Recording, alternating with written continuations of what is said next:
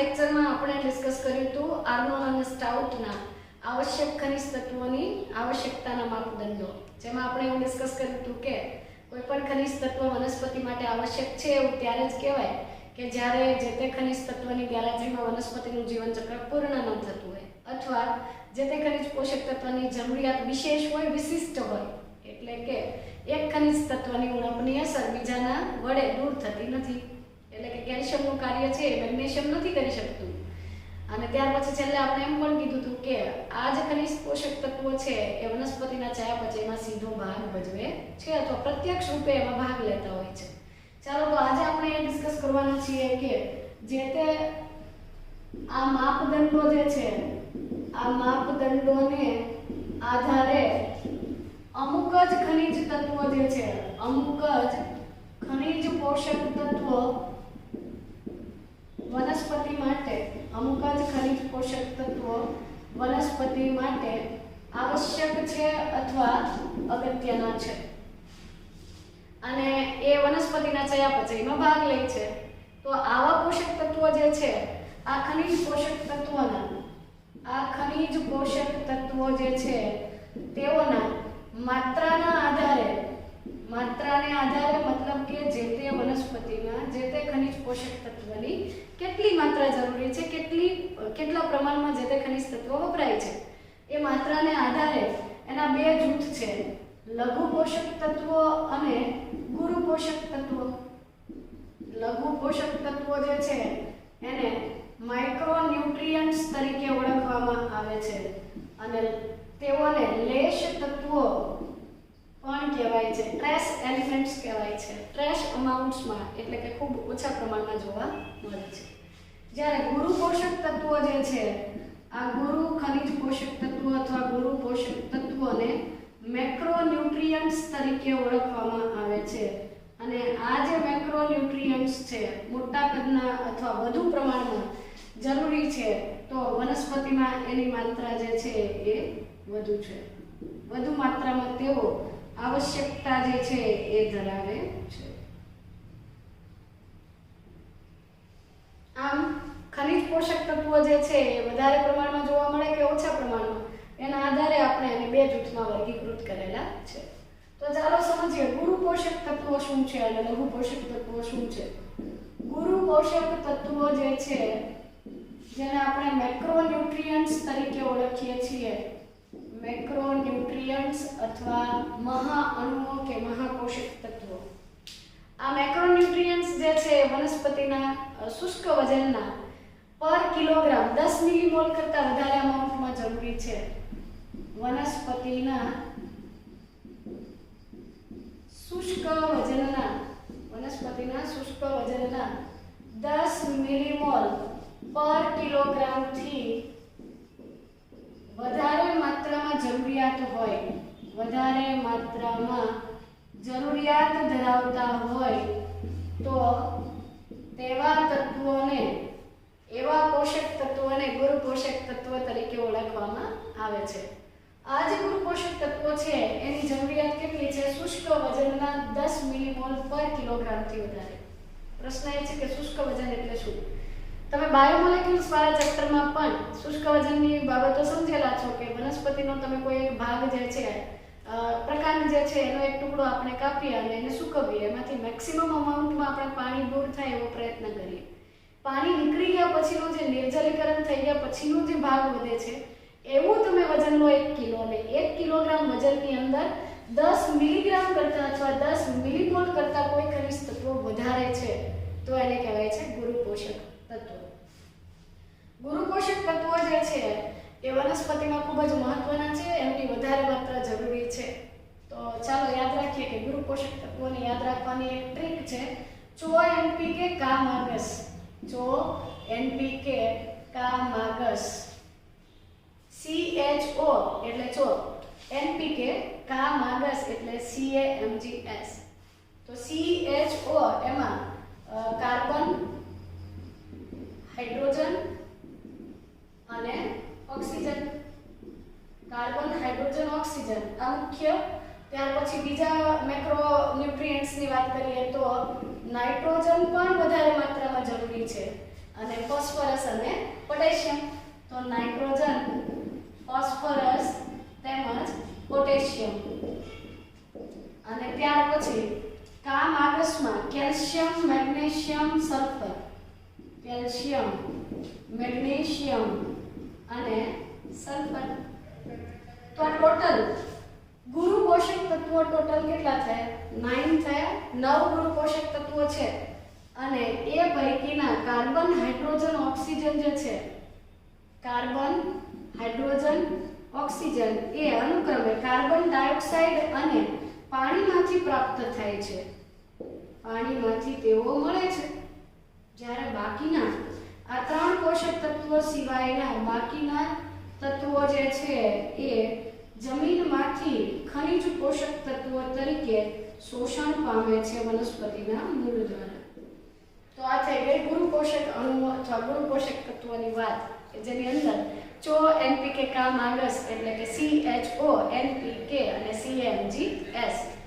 Carbon, hydrogen, oxygen, nitrogen, phosphorus, potassium અને calcium, magnesium અને sulphur જેવા ખનિજ તત્વો છે એને આપણે ગુરુ પોષક તત્વો તરીકે ઓળખીએ છીએ. એ પૈકીના કાર્બન, હાઇડ્રોજન અને ઓક્સિજન જે છે એ કાર્બન ડાયોક્સાઇડ અને પાણીમાંથી પ્રાપ્ત થાય છે. એનું શોષણ જમીનમાંથી થતું નથી. ચાલો, તો ત્યાર પછી ગુરુ પોષક અણુઓ જે છે એના પછી બીજો પ્રકાર છે લઘુ પોષક તત્વો અથવા લેશ તત્વો. લઘુ પોષક તત્વો અથવા માઇક્રોન્યુટ્રિયન્ટ્સ જે છે, માઇક્રોન્યુટ્રિયન્ટ્સ અથવા ટ્રેસ એલિમેન્ટ્સ કે લેશ તત્વો જે છે એમાં તમારે ફક્ત એટલું જ યાદ રાખવાનું છે કે વનસ્પતિના શુદ્ધ વજનના અથવા શુષ્ક વજનના આ 10 મિલીમોલ પર કિલોગ્રામ થી વધારે જરૂરિયાત હતી. આમાં 10 મિલીમોલ પર કિલોગ્રામ થી ઓછી જરૂરિયાત હશે. તો આવશ્યક ખનિજ પોષક તત્વો, એવા આવશ્યક ખનિજ પોષક તત્વો કે એવા આવશ્યક ખનિજ પોષક તત્વો કે જેની જરૂરિયાત વનસ્પતિના શુદ્ધ વજનના અથવા શુષ્ક વજનના 10 મિલીમોલ પર કિલોગ્રામ થી ઓછી જરૂરિયાત હોય. એટલે કે આ એવા તત્વો છે કે જેની જરૂરિયાત 10 મિલીમોલ પર કિલોગ્રામ થી ઓછી માત્રામાં જરૂરી છે. આમાં 10 મિલીમોલ પર કિલોગ્રામ થી વધારે માત્રામાં જરૂરિયાત હતી. અહીંયા 10 મિલીમોલ પર કિલોગ્રામ થી ઓછી માત્રામાં તત્વો વપરાય છે. અને આ લેશ તત્વ જે છે એને યાદ રાખવા માટેની ચાવી છે, ટ્રીક છે લોકોની મેમોઝી બોકલો. લોકોની મેમોઝી બોકલો. લોકોની મેમોઝી બોકલો. લોકોની, મમ્મીજીના બદલે મેમોઝી, મોકલોના બદલે બોકલો. તો લો એટલે લોહ તત્વ એટલે કે આયન, કો એટલે કોપર એટલે કે Cu, નિકલ Ni, મેંગેનીઝ, મેમોઝીમાં મે એટલે મેંગેનીઝ Mn+2, મોલિબ્ડેનમ, મોલિબ્ડેનમ એટલે Mo+6 અને Z એટલે ઝિંક, બો એટલે બોરોન, ક્લો એટલે ક્લોરીન. તો ઝિંક માટે Zn, બોરોન માટે B અને ક્લો માટે ક્લોરીન. લોકોની મેમોઝી બોકલો, આ એને યાદ રાખવાની ટ્રીક છે.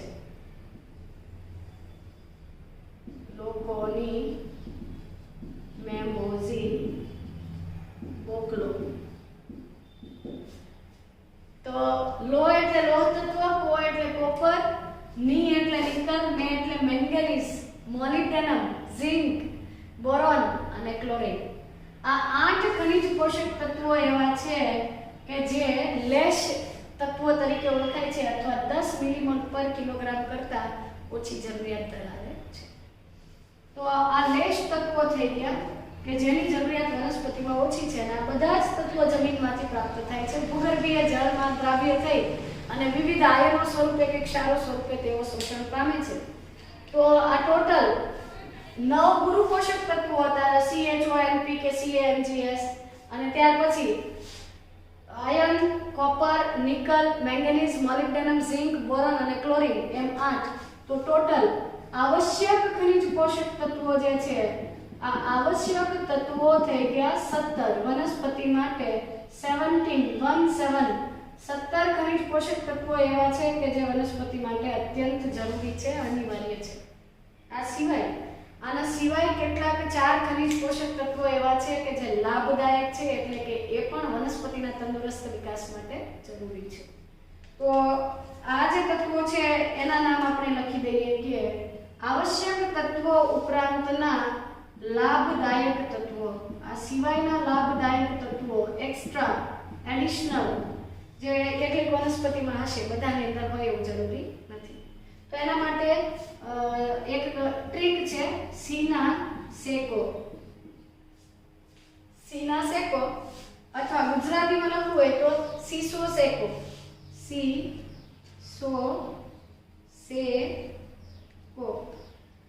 Silicon, sodium, selenium, cobalt. So આ થશે સી એટલે સિલિકોન. જો અહીંયા ના એટલે નાઇટ્રોજન નથી લેવાનું, ના એટલે સોડિયમ, અને સે એટલે સેલેનિયમ, તમે એને સિલેનિયમ પણ લઈ શકો, અને કોબાલ્ટ. આ 4 લાભદાયક તત્વો છે, જેમાં કોબાલ્ટ જે છે લેશ એલિમેન્ટ્સ અથવા તો ટ્રેશ એલિમેન્ટ્સ ની અંદર નથી ગણવાનું. કોપરનું અહીંયા લોકોની અંદર કોપર લેવાનું છે અને અહીંયા સેકોની અંદર કોબાલ્ટ લેવાનું છે. તો આ એને યાદ રાખવાની બે ટ્રીક થઈ ગઈ કે સી ના સેકો અથવા સીસો સેકો. સી એટલે સિલિકોન, સો એટલે સોડિયમ, સે એટલે સેલેનિયમ અને કો એટલે કોબાલ્ટ. તો આ થઈ ગયા ખનિજ પોષક તત્વો. આવશ્યક પોષક તત્વો જે છે એની માત્રાને આધારે બે જૂથો, લઘુ અને ગુરુ પોષક તત્વો. ગુરુ પોષક તત્વો જે છે એ પૈકીના કાર્બન, હાઇડ્રોજન, ઓક્સિજન, પાણી અને કાર્બન ડાયોક્સાઇડમાંથી મળે છે. બાકીના જે 6 પોષક તત્વો છે એ જમીનમાંથી. જ્યારે લઘુ પોષક તત્વોની જરૂરિયાત 10 મિલીમોલ પર કિલોગ્રામથી કેવી છે? ઓછી છે. શુષ્ક વજનના 10 મિલીમોલ પર કિલોગ્રામથી ઓછી જરૂરિયાત ધરાવતા તત્વોમાં લોકોની મેમોઝી બોકલો, લોહ તત્વ, કોપર, નિકલ, મેંગેનીઝ, મોલિબ્ડેનમ અને ઝિંક, બોરોન અને ક્લોરીન, આ 8 તત્વો, આ 8 અને 9 એટલે 17 તત્વો આવશ્યક છે. સિવાયના 4 લાભદાયક તત્વો એટલે સીના સેકો, સિલિકોન, સોડિયમ, સેલેનિયમ અને કોબાલ્ટ. તો આ થઈ ગઈ આવશ્યક ખનિજ પોષક તત્વોની માત્રાને આધારે વર્ગીકરણ અથવા વહેંચણી. ચાલો ત્યાર પછી આપણે જે ખનિજ પોષક તત્વો અથવા આવશ્યક તત્વો છે તેનું કાર્યને આધારે વર્ગીકરણ સમજીએ. તો આવશ્યક ખનિજ પોષક તત્વોનું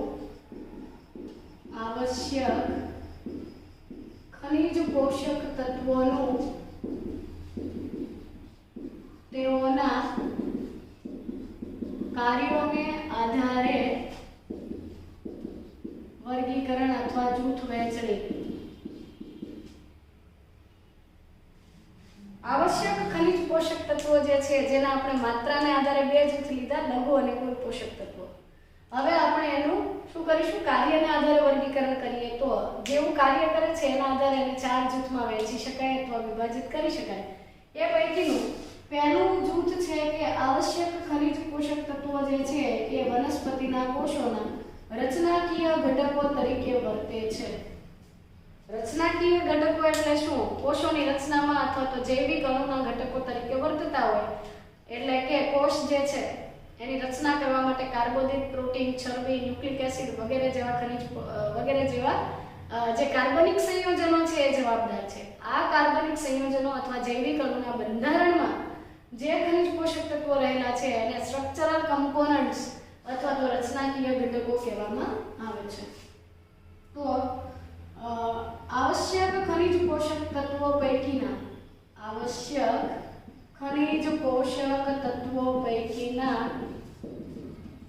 કેટલાક ખનિજ પોષક તત્વો જૈવિક અણુઓના ઘટકો તરીકે, જૈવિક અણુઓના બંધારણીય ઘટક તરીકે અસ્તિત્વ ધરાવે છે. આવા જે ખનિજ તત્વો છે અથવા આવશ્યક તત્વો છે એને આપણે કહીશું રચનાકીય ઘટકો અથવા તો સેલમાં સ્ટ્રક્ચરલ કમ્પોનન્ટ્સ. તો સ્ટ્રક્ચરલ કમ્પોનન્ટ્સ ક્યારે કહેવાય? કે જ્યારે એ કાર્બોદિત, પ્રોટીન, ચરબી વગેરે જેવા જૈવિક અણુના ઘટક તરીકે એટલે જૈવિક અણુઓ અથવા બાયોમોલેક્યુલ્સ જે છે, આ બાયોમોલેક્યુલ્સમાં કોનો સમાવેશ થાય? કાર્બોદિત, પ્રોટીન, ચરબી, ન્યુક્લિક એસિડ, વિટામિન્સ વગેરે. એ પૈકીના મુખ્ય અણુઓ જે છે પ્રોટીન, કાર્બોદિત વગેરેના બંધારણમાં જે તત્વો આવેલા છે, આ જૈવિક અણુના ઘટક તરીકે જે તત્વો છે એને આપણે કહીએ છીએ રચનાકીય ઘટકો. તો રચનાકીય ઘટકો અથવા રચનાકીય તત્વો જે છે એમાં કાર્બન, હાઇડ્રોજન, ઓક્સિજન અને નાઇટ્રોજન જેવા ખનિજ પોષક તત્વોનો સમાવેશ થાય છે. આ કાર્બન, હાઇડ્રોજન અને ઓક્સિજન પાણી અને કાર્બન ડાયોક્સાઇડમાંથી મળે છે, જ્યારે નાઇટ્રોજન જમીનમાંથી મળે છે.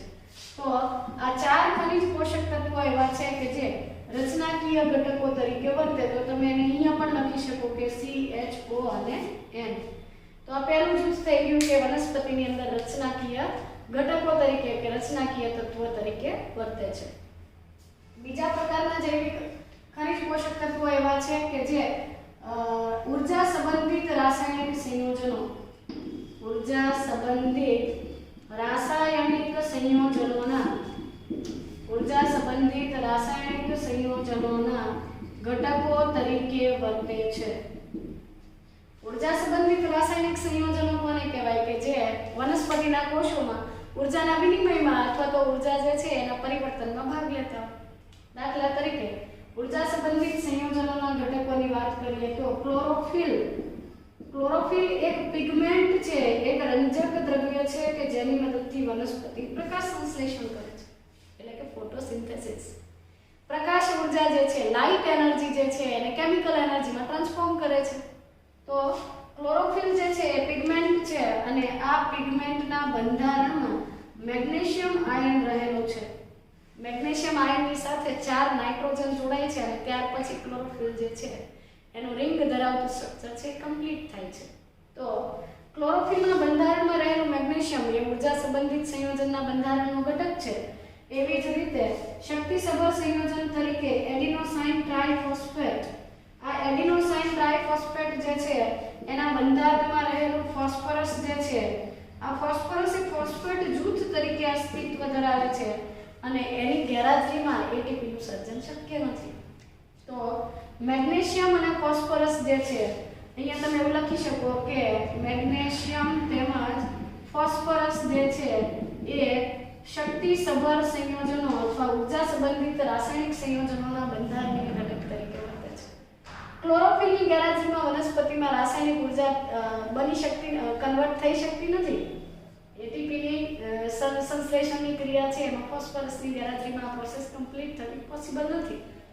તો મેગ્નેશિયમ અને ફોસ્ફરસ એ ઊર્જા સંબંધિત રાસાયણિક સંયોજનો છે એના ઘટકો તરીકે વર્તે છે.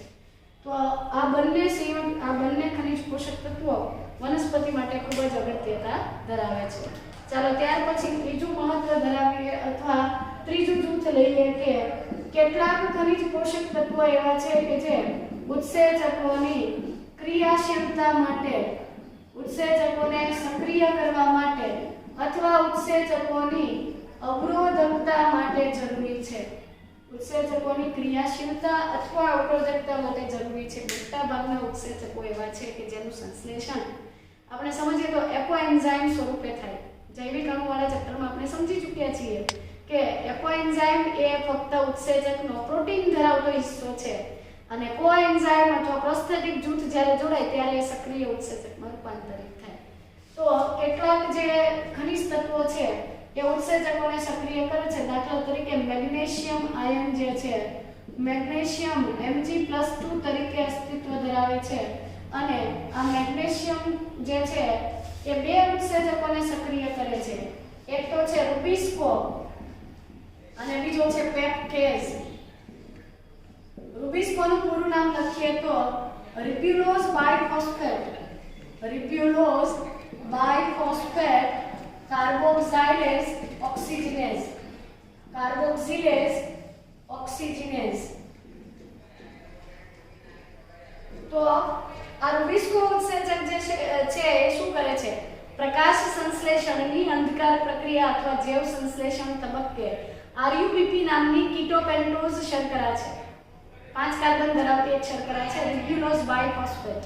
આ બાયફોસ્ફેટ શર્કરા સાથે એ કાર્બન ડાયોક્સાઇડ ઉમેરે છે અને આ ઘટનાને આપણે કહીશું કાર્બોક્સિલેશન.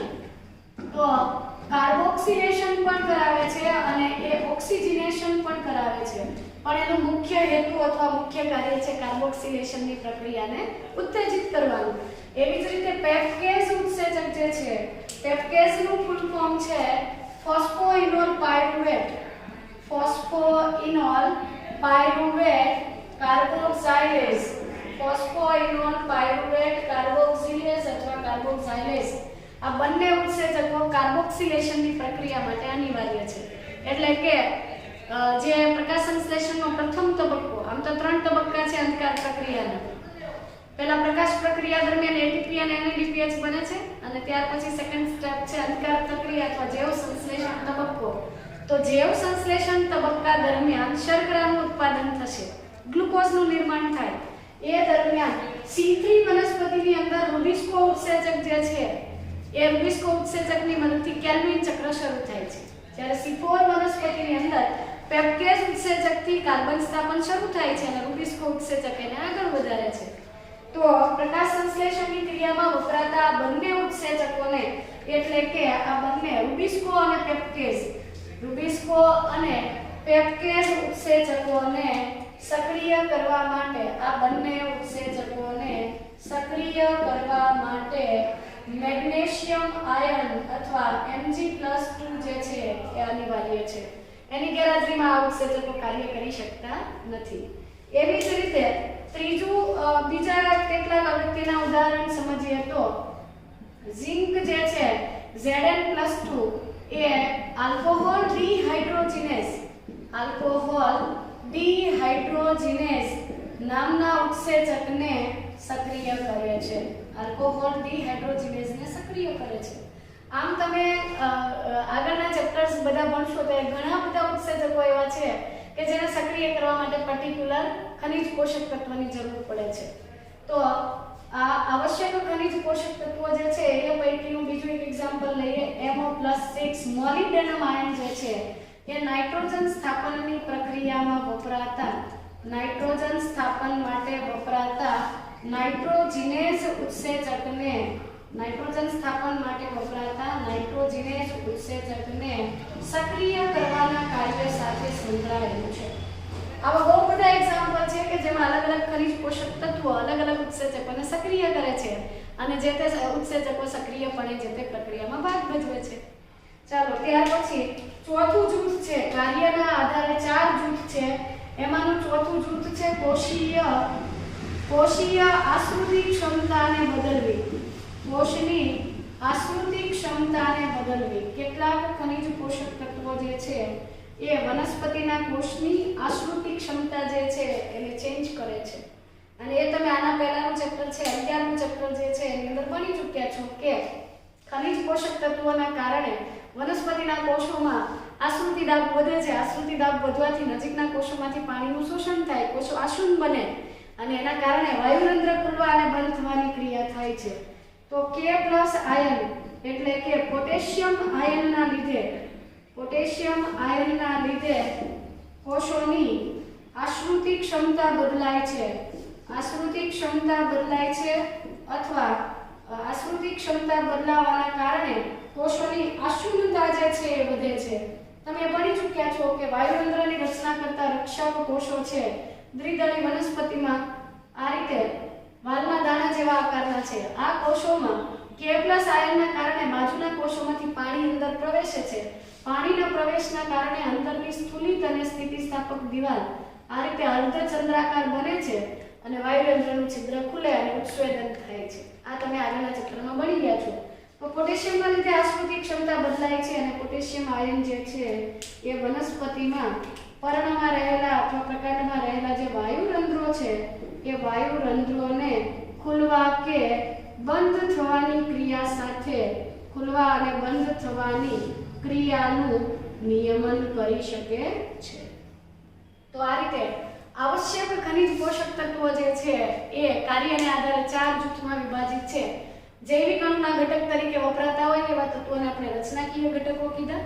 ઉર્જા સંબંધિત સંયોજનોના બંધારણમાં હોય એવા ખનિજ તત્વોમાં મેગ્નેશિયમ અને ફોસ્ફરસ, ત્યાર પછી આપણે જોયું કે ઉત્સેચકોની ક્રિયાશીલતા માટે બહુ બધા ખનિજ પોષક તત્વો છે કે જે અલગ અલગ ઉત્સેચકોને સક્રિય કરે છે. અને છેલ્લે આપણે એ પણ જોયું કે આશ્રુતિ ક્ષમતાને બદલી વાયુરંધ્ર ખુલવા અને બંધ થવાની ક્રિયામાં ભાગ ભજવે છે.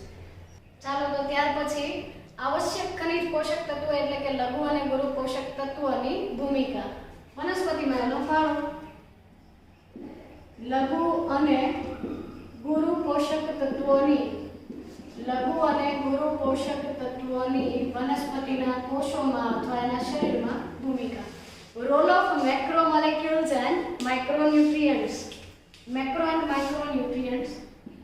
Role of micro and macronutrients. ખનિજ પોષક તત્વો પૈકીના જે માઇક્રોન્યુટ્રિયન્ટ્સ છે એની માત્રા આપણે એ સમજ્યા કે 10 મિલીમોલ પર કિલોગ્રામ કરતાં ઓછી છે, જ્યારે ગુરુ પોષક તત્વની જરૂરિયાત શુષ્ક વજનના 10 મિલીમોલ પર કિલોગ્રામ કરતાં વધારે માત્રામાં જરૂર હતી.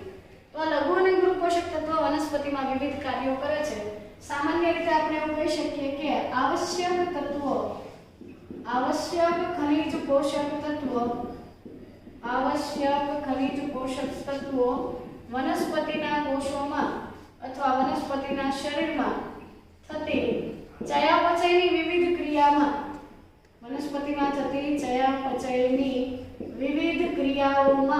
મહત્વનો ભાગ ભજવે છે.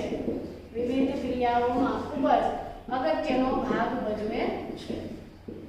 આમ છતાં એ કઈ પ્રક્રિયામાં ભાગ લે છે એ સમજીએ તો આવશ્યક ખનિજ પોષક તત્વો અથવા તો ગુરુ અને લઘુ પોષક તત્વો જે છે એ પૈકીના કેટલાક ખનિજ પોષક તત્વો જે છે એ કોષીય અથવા કોષરસ પટલની પ્રવેશશીલતાનું નિયમન કરે છે. કોષરસ પટલની પ્રવેશશીલતાનું શું કરે છે?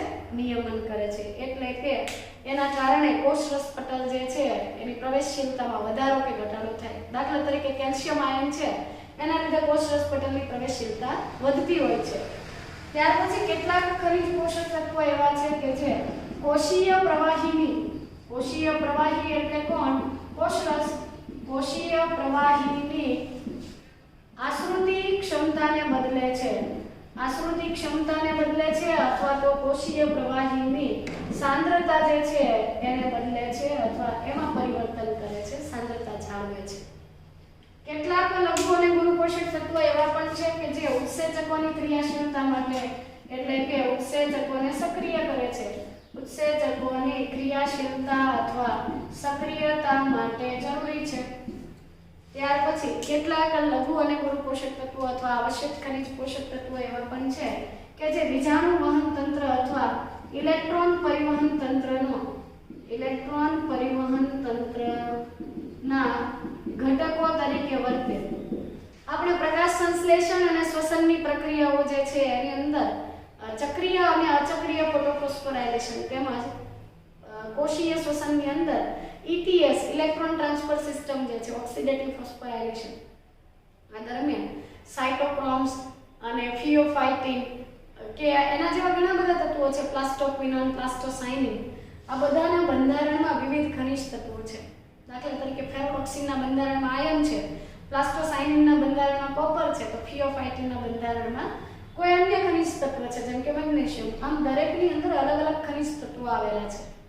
તો ઇલેક્ટ્રોન પરિવહન તંત્રના ઘટકો તરીકે તેઓ વર્તે છે. કેટલીક વખત તેઓ બફર પ્રક્રિયામાં મહત્વનો ભાગ ભજવે છે.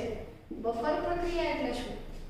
વનસ્પતિના કોષો જે છે, વનસ્પતિના કોષોની અંદર બફર પ્રક્રિયા અથવા તો કોષના કોષરસની pH જાળવવી, એસિડિક pH અથવા બેઝિક pH જે છે એને મેન્ટેન કરવી. કેટલાક કોષોમાં ખૂબ વધારે હાઇડ્રોજનની સાંદ્રતા વધી જાય તો વધારે પડતી એસિડિક pH જે છે એ સજીવ માટે હાનિકારક છે.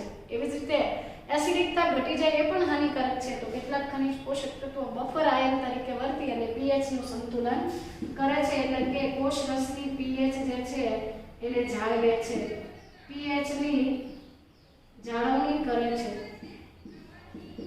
આ પૈકીના કેટલાક ખનિજ પોષક તત્વો એવા પણ છે કે જે વનસ્પતિના કોષોની અંદર જે મહાઅણુઓ છે, કેટલાક આવશ્યક તત્વો અથવા આવશ્યક ખનિજ પોષક તત્વો જે છે એ વનસ્પતિમાં કેટલાક આવશ્યક તત્વો વનસ્પતિ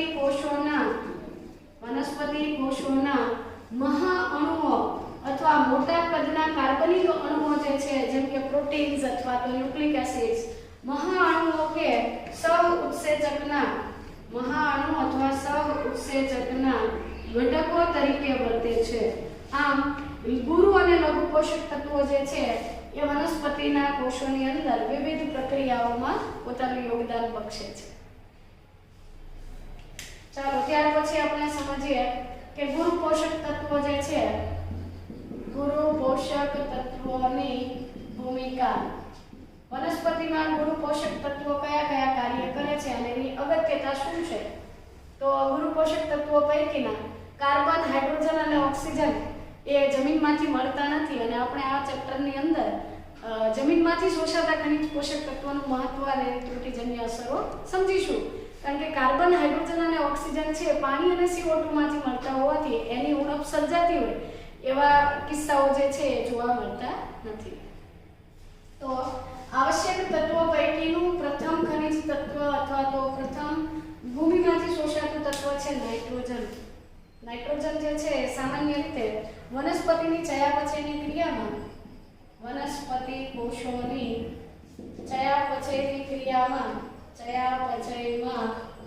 ખૂબ જ અગત્યનું છે, ખૂબ જ મહત્વ ધરાવે છે.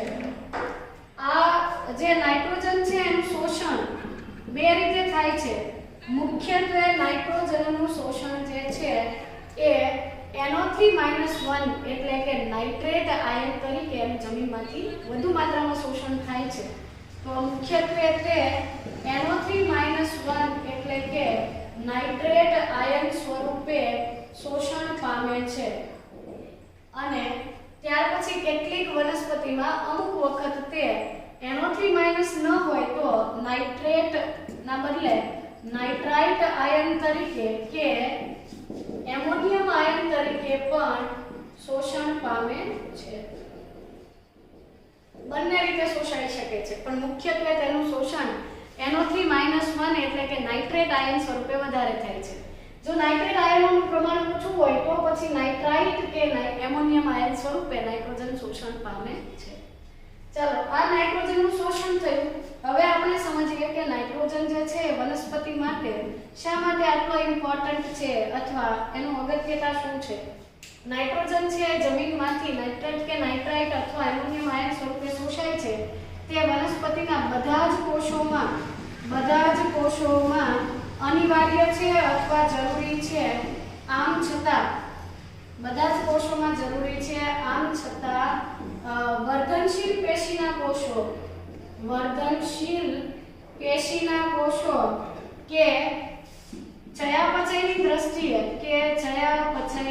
દ્રષ્ટિએ સક્રિય કોષો જે છે જેમાં ચયાપચયનો દર વધારે છે, ઊંચો છે, એમાં આ ખનિજ પોષક તત્વોનું વધુ પ્રમાણ છે અથવા વધુ પ્રમાણમાં જોવા મળે છે એવું કહી શકાય છે. તો નાઇટ્રોજન છે જમીનમાંથી મળતું ખૂબ જ અગત્યનું પોષક તત્વ છે અને એ સામાન્ય રીતે વનસ્પતિના બધા જ કોષોમાં જરૂરી છે. ચયાપચયની દ્રષ્ટિએ જે સક્રિય કોષો છે એમાં વધારે, અને જે કોષો વર્ધનશીલ પેશીના કોષો એટલે કે એવા કોષો કે જેમાં સતત સંભાજન થઈ નવા કોષો બને છે એવા કોષોમાં નાઇટ્રોજન વધારે જરૂરી છે, કારણ કે નાઇટ્રોજન એ પ્રોટીનના બંધારણમાં રહેલું તત્વ છે. ઓકે, આ ઉપરાંત નાઇટ્રોજન કયા કયા ઘટકોના બંધારણમાં હોય છે?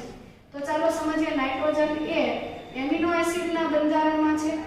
તો એમિનો એસિડથી પ્રોટીન બને છે, તો પ્રોટીનના બંધારણમાં પણ નાઇટ્રોજન જોવા મળે છે. આ ઉપરાંત તે ઉત્સેચકોના બંધારણમાં, કેટલાક વિટામિન્સના બંધારણમાં, કેટલાક વિટામિન્સ અને કેટલાક વનસ્પતિના અંતઃસ્ત્રાવો છે એના બંધારણમાં જોવા મળે છે. આમ નાઇટ્રોજન જે છે એ વનસ્પતિ માટે ખૂબ જ અગત્યનું ખનિજ પોષક તત્વ છે. જમીનમાંથી નાઇટ્રેટ, નાઇટ્રાઇટ કે એમોનિયમ આયન સ્વરૂપે મળે છે. બધા જ કોષોમાં જરૂરી છે, છતાંય જે કોષમાં ચયાપચયનો દર વધુ છે અથવા વિભાજન પામતા કોષો, વર્ધનશીલ પેશીના કોષો જે છે એમાં એનું પ્રમાણ વધારે છે.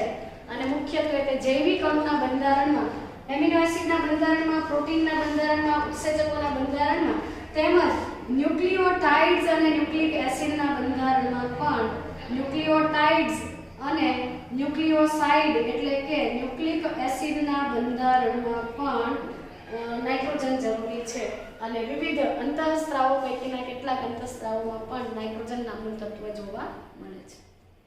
ચાલો તો નાઇટ્રોજનની જેમ અન્ય ગુરુ પોષક તત્વની વાત કરીએ તો ફોસ્ફરસ. ફોસ્ફરસ પણ વનસ્પતિ માટે નાઇટ્રોજન પછીનું અગત્યનું તત્વ છે.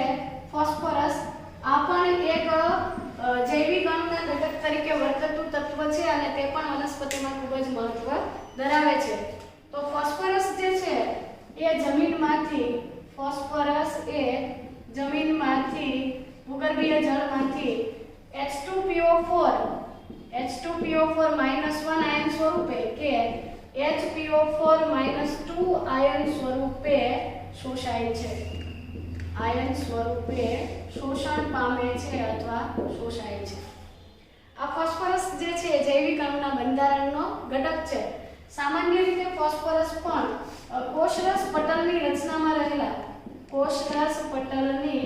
રચનામાં ભાગ લેતા પ્રોટીન અને લિપિડ, ફોસ્ફોપ્રોટીન અને ફોસ્ફોલિપિડ્સના બંધારણમાં, કોષરસ પટલની રચનામાં ભાગ લેતા પ્રોટીનના બંધારણમાં જોવા મળે છે. આ ઉપરાંત ફોસ્ફરસ જે છે એ બધા જ ન્યુક્લિયોટાઇડ્સના બંધારણમાં છે. કારણ કે તમે ન્યુક્લિયોટાઇડ્સ જૈવિક અણુમાં ભણી ચૂક્યા છો. ન્યુક્લિયોટાઇડ્સ એટલે શું? પેન્ટોઝ શર્કરા, 5 કાર્બન ધરાવતી શર્કરા, તેની સાથે એક નાઇટ્રોજન યુક્ત બેઝ એટલે કે નાઇટ્રોજન બેઝ અને ફોસ્ફોરિક એસિડ H3PO4 જોડાય ત્યારે આપણે એવું કહીએ કે ન્યુક્લિયોટાઇડ બને છે. તો બધા જ ન્યુક્લિયોટાઇડ્સના બંધારણમાં, બધા જ પ્રકારના ન્યુક્લિક એસિડના બંધારણમાં, બધા જ પ્રકારના ન્યુક્લિયોટાઇડ્સ અને ન્યુક્લિક એસિડના બંધારણમાં જરૂરી છે. ન્યુક્લિક એસિડના બંધારણની વાત કરીએ તો બધા જ પ્રકારના ન્યુક્લિક એસિડ એટલે 2 ડીએનએ અને આરએનએના બંધારણમાં ફોસ્ફરસ જે છે એ અનિવાર્ય ઘટક તરીકે વર્તે છે. અને ત્યાર પછી ફોસ્ફરસ જે છે એ ફોસ્ફોરાયલેશનની બધી જ ક્રિયામાં, ફોસ્ફોરીકરણની બધી જ ક્રિયામાં તે અગત્યનો ભાગ ભજવે છે.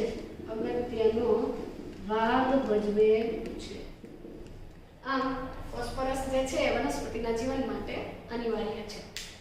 ફોસ્ફોરીકરણની બધી જ પ્રક્રિયાઓ એટલે શું? સામાન્ય ઉદાહરણ આપું, એડિનોસાઇન ડાયફોસ્ફેટમાંથી એક અકાર્બનિક ફોસ્ફેટ ઇનઓર્ગેનિક ફોસ્ફેટ એડ થાય. ઇનઓર્ગેનિક ફોસ્ફેટ એડ થઈ અને એટીપી બને તો ફોસ્ફોરીકરણનો મતલબ જ એવો થાય કે ફોસ્ફેટ ઉમેરાવાની ઘટના. જેટલી પણ ઉર્જાના રૂપાંતરણની અથવા તો શક્તિના પરિવર્તનની ક્રિયાઓ છે આ બધી જ ક્રિયામાં ફોસ્ફરસ જે છે એ વપરાય છે. તો એટીપીમાંથી અકાર્બનિક ફોસ્ફેટ ઉમેરાય અને એટીપી બને છે. આ દરેક પ્રક્રિયાની અંદર ફોસ્ફરસની હાજરી અનિવાર્ય છે. તમે જાણો છો કે દરેક સજીવની અંદર શક્તિનું ચલની નાણું જે છે એટીપી છે. એટીપી વગર કોષનું જીવન શક્ય નથી. તો આ થઈ ગઈ ગુરુ પોષક અણુ પૈકી નાઇટ્રોજન અને ફોસ્ફરસની અગત્યતા અને એની શોષણની પદ્ધતિ. નેક્સ્ટ પાર્ટ જે છે એની અંદર આપણે બાકીના ગુરુ પોષક અણુઓનું શોષણ અને એનું અગત્યતા જે છે એ સમજવાના છીએ.